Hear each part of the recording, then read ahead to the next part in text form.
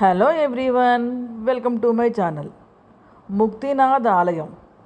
ముక్తినాథ్ ఆలయం నేపాల్లోని ముస్తాంగ్ జిల్లాలో ఉంది.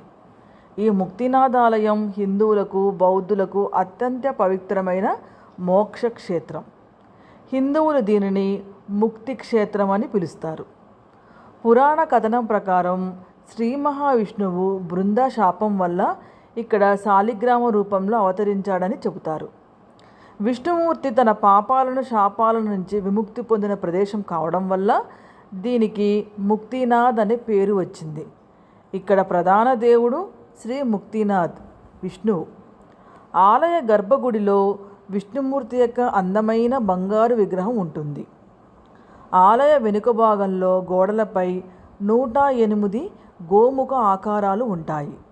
వీటి నుంచి ప్రవహించే పవిత్ర జలాలలో స్నానం చేయడం వల్ల భక్తుల పాపాలు తొలగిపోతాయని నమ్ముతారు.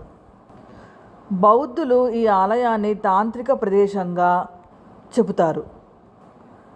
ఇక్కడ బుద్ధుడు ముక్తినాథుడిగా కొలువై ఉన్నాడని భావిస్తారు.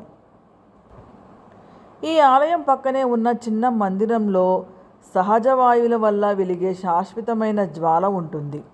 ఈ అగ్ని భూమి, నీరు, గాలి వంటి పంచభూతాలకు ప్రతీక. ఇది ఫ్రెండ్స్ ముక్తినాథ్ ఆలయం గురించి.